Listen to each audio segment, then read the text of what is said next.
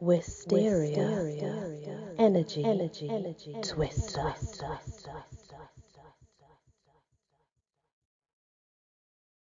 Hello everyone, welcome back to my channel and a dark fairy tale. In a rather strange forest, in a world unknown to humans, lived a fairly small fairies called Diana. Like most fairies, Diana was kind, considerate, and always happy to help. As you probably already know, fairies possess magical powers. Tales say fairies can create gold from nothing, summon monsters, and even change history. I don't know how much of that is actually true, but even from exaggeration, you can imagine fairies are powerful creatures, despite some of their lack of height. However, it's important to note that fairies were not selfish with their magic. They healed sick mothers, gave courage to heroes, led starving folk to food, tricked devious trolls, and also helped lost children find their way home. Fairies were particularly helpful and caring towards children, not for vindictive reason, but because they have a natural desire to protect the small and innocent. During times of hardship and war, the presence of a magical fairy had life-changing effects on children. The fairies never asked for anything in return. All they wanted was to help and bring smiles to children's faces. As you can see, fairies are incredibly kind-hearted. Throughout history, they have been a divine presence, a bright light in a dark world. But times have changed since then. For the last century, fairies have been forbidden from leaving their home. Instead of helping children, fairies were expected to be content with just helping other fairies. However, Diana was not content. When she was a youngling, barely the size of a bean, she dreamed about venturing out to help humans. She did not see why fairies stayed hidden in their sanctuary, keeping their powers to themselves, when there were people out there in the beyond who would benefit from her gifts.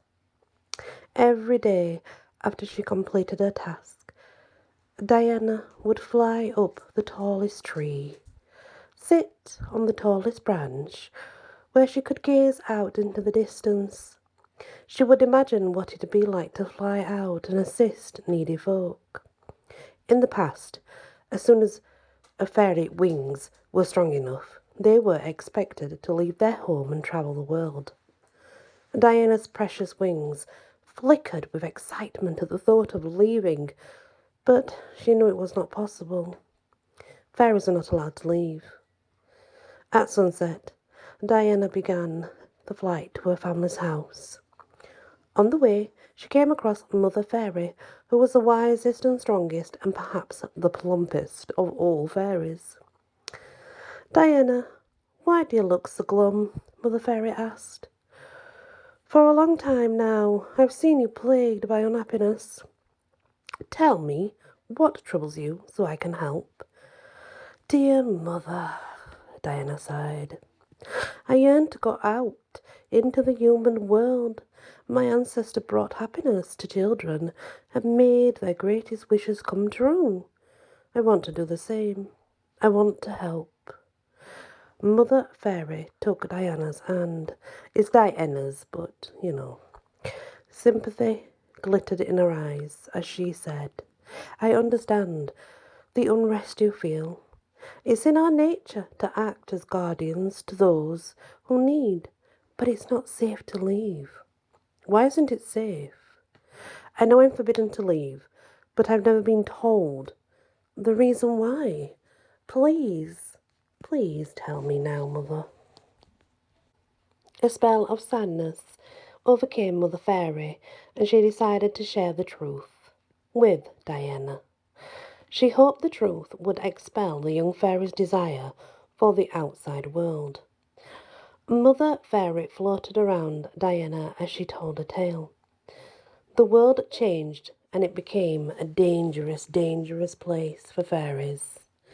And as the world changed, so did children. They are no longer in need for our magic. We decided it would be safer for all fairies to remain behind our walls. But that was centuries ago, Diana said. Perhaps the world has changed again, and there are children waiting for our aid. I could go, and it's certainly not. I forbid it. Mother Fairy tapped her staff on the ground like she was announcing a proclamation.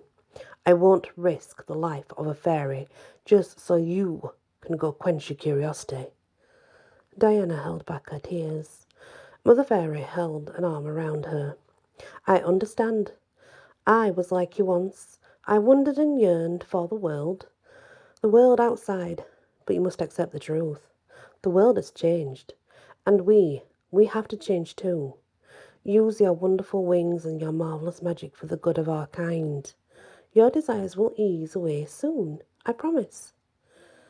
Mother Fairy smiled, and Diana smiled too, until Mother Fairy flew away. Diana wished she could forget her dream and be like other fairies, but she was so convinced that this dream and desire would never leave her. That night, as Diana watched the fireflies and listened to the songs of the forest, she knew she had to go to human world, even if it was only for a day. In one single day, she could see the world for herself and finally silence her whispering temptations.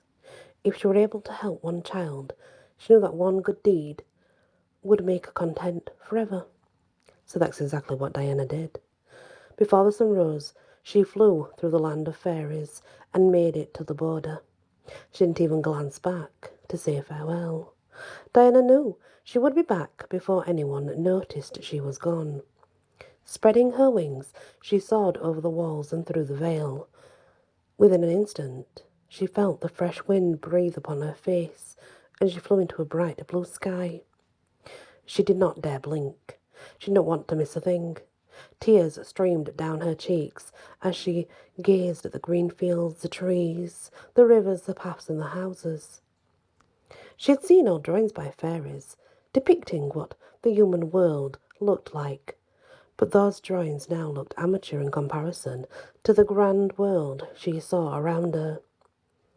There were some things she did not recognize, such as strange metal towers and long ugly lines hanging through the air, which seemed to cackle like the beginning of a thunderstorm. Diana flew for almost 3 hours before she remembered her purpose. At the next house she found, she glided down and landed on a painted fence. Playing in the garden, surrounded by wooden toys, was a small boy. Diana watched him. It was certainly different than the pictures she had seen before. His cheeks were round, pinkish in colour, his belly bulged out of the sides of his pants, and his hair was cleanly combed. From his height, he was probably 7, 8, maybe 9. Diana tried to guess. He grinned as he played with the toy soldier. He held it up in the air like it was flying. As Diana sat perched on the fence, she wondered if there was anything more she could do for the boy. He already seemed happy and content. She was about to fly again when she decided to fly over to the boy. She wasn't sure how far it would be until she found another child. It would be a shame to not at least say hello and see if there was anything she could do to aid him or help him, of course. And Diana flew over and landed on a tulip close by the boy. And she tried to say, hello, excuse me, hello there. But of course, the boy was looking round, but could not see Diana on the tulip. Then she shouted, I'm down here, and waved and smiled, so the boy could finally see her. What are you? The boy demanded. Any fear had now disappeared that was in his face before. My name is Diana. I'm a fairy. Then she curtsied politely. A fairy? Psh, fairies don't exist. They're made up for kids, little kids. Diana smiled. She wanted to tell him he was only a little kid too, but she fought against it. She didn't want to upset him. Instead, she said, "If they are made up, then why am I standing here? I'm as real as you are." "Really?" The boy crossed his arms and frowned. "Maybe I'm asleep. I'm in a dream. It's all a dream." Diana did not really know what to say to that. She presumed all children knew fairies were real. She never expected she would have to persuade them otherwise. The boy wiped his nose on his sleeve and mumbled, "Mum says things are only real if you can touch them. That's why the monster under my bed isn't real. If I can touch you, I can see if you're real or not." Dennis shifted uncomfortably.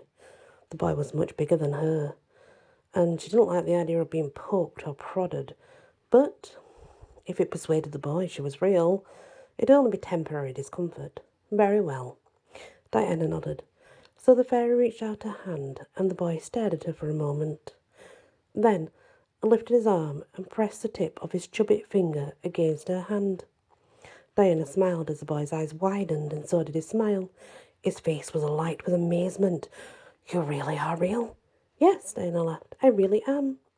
The boy chuckled. "Wow, this is amazing." Before Diana could say anything, the boy snatched her up in his fat fingers. Diana froze with terror. His fingers squeezed around her body. "Please let me go. You're hurting me," Diana squeaked. Tears fell from her eyes. The boy suddenly opened his hand and Diana collapsed onto his palm. "I'm sorry. I didn't mean to hurt you." The boy watched her worriedly. "I only wanted to have a closer look." "It's fine," Diana gasped. Her entire body ached, but she knew he didn't mean to cause her any harm. She stretched her wings. The boy had bent them, accidentally, of course. Her precious wings slowly returned to their natural shape. She stood up and smiled. "See? No harm done." "Those are beautiful," the boy gasped at her wings. "Thank you," Diana blushed. She was very proud of her wings. They were a constant companion.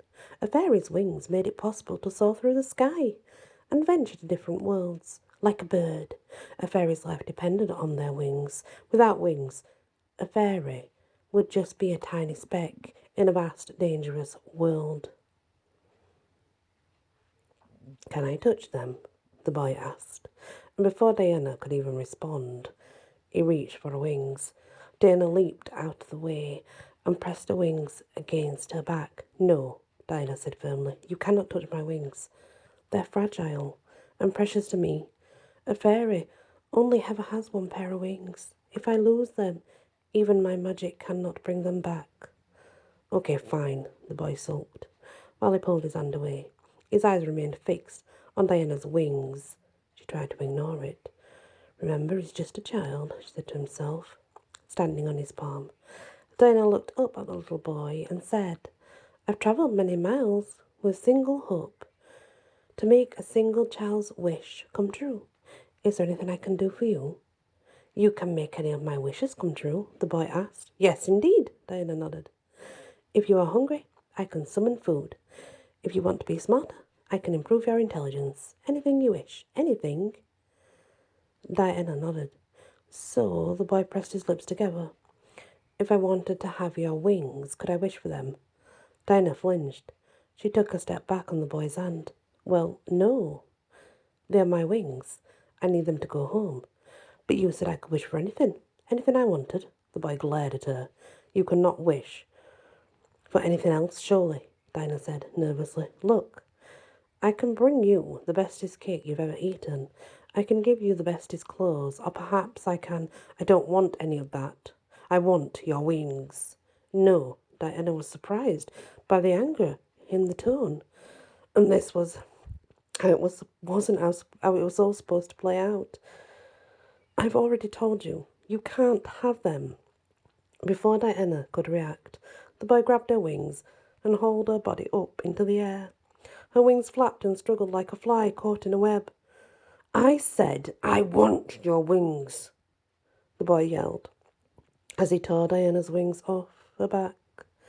Bone snapped, flesh tore, and blood spurted out. Diana did not scream, but something inside her did. The boy let her fall down in the cold, harsh grass. She lay still, not moving, barely breathing. The toy soldier, the boy had thrown earlier, seemed to stare into her eyes with a familiar broken emptiness. The boy ignored Diana as he gazed and prodded at her wings, and he muttered, "They're so pretty." Suddenly the wings cracked and shattered into thousands of glittering pieces. Diana watched as shards fell into the grass. The wings she had worn since the birth were gone. She would never be able to fly again. She would never be able to soar beside the birds. She would never be able to go back home. The last thought burned right into her spirit. Right into her. "Oh no," the boy screeched. "I broke them." He stamped his feet and cursed, saying words inappropriate for his age, and suffered his tantrum. Diana watched the wind drift through the grass, carrying those tiny fine shards of her wings away until nothing retained. Absolutely nothing. Diana struggled to her knees. Her body felt cold, but something terrible burned inside her. Something truly terrible. Something she'd never felt before. It burned her heart. It burned her eyes. It burned everything. She thought the grass would set alight if she were not careful. "It's not fair," the boy spluttered as he kicked the ground. As Diana slowly rose to her feet, the boy snapped, "I want another pair of wings." "I already told you." Diana's voice was soft. "No anger, no frustration. A fairy can only ever have one pair of wings in their lifetime, and you broke mine." The boy swore and crossed his arms madly. His furious features softened to realize that didn't count as my wish, and I still have one wish to use, right? "Of course, child," Diana said. She lifted her head, her eyes gleamed with an unnatural violet. "Tell me your deepest wish, and I'll give it to you." He closed his eyes and thought. "I've got it," the boy said. "I've got it.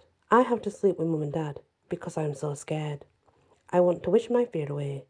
"That sounds like a terrible fear," Diana said. She stood straight, wincing in pain. "Do you know that most fears gradually disappear when you have to face them every day?" "I don't want to face mine every day," the boy gibed and piped up. "I want it gone now." "Very well." Diana smiled. "But first I must tell you one thing." "What's that?" "As a fairy, I must make your chosen wish come true. It's the rule. However, I can decide exactly how your wish will play out." "Yeah, so what?" Diana chuckled. Her body shuddered slightly. "Are you sure you don't want to be afraid of the dark any more?" "Yes, that's my exact wish." "Are you deaf, fairy? Are you deaf?" "Please kneel and lean down towards me." The boy kneeled and lowered his head. He asked, "Like this?" "That's perfect. I can reach you perfectly from here." Diana grinned. "Now I'll make your wish come true." With a flash of magic, a needle appeared in Diana's hand. She stabbed each of the boy's eyes, plucking them out and throwing them into the grass. The boy shrieked, clutching his empty sockets as blood dribbled down his cheeks and chin. "Why?" he screamed hysterically. "Why did you do this?" "You don't want to be afraid of the dark any more," Diana said coolly. She wiped the blood off the needle. "If you live every day in the dark, your fear will eventually dissolve in time. You will no longer be afraid." "You took my eyes," he wailed. "You took my eyes." "Yes, I did," Diana scowled. "You should be careful what you wish for, little boy." Of course, by the time the boy's parents ran outside to see what all the fuss was about, Diana had limped to the fence. She passed one of the boy's bloody eyes and nudged it down a hole. She hoped it would make a tasty snack for a pest. She watched the parents try to comfort the boy, whose eyes were lost. Now Diana understood why fairies never travelled out any more. In centuries past, children appreciated the appearance of a kind fairy. Fairies could cure their hunger, loneliness, or misery. The world had changed, and it seemed as though children did not suffer such ailments any more. Instead, they possessed an insatiable greed. A greed that had cost Diana everything. Without her wings, Diana knew she would never be able to return home. It was doubtful that she would ever see another fairy again. She was trapped here. She closed her eyes and accepted her fate. If she was going to be trapped in a human world forever, she would simply have to remind children that fairies were to be respected, or they would have to be taught a lesson. The end. And that is called A Dark Fairy Tale. Very different indeed, and very interesting. I like how it turned out. An eye for an eye, so they say. Many blessings. Wysteria, energy, twister.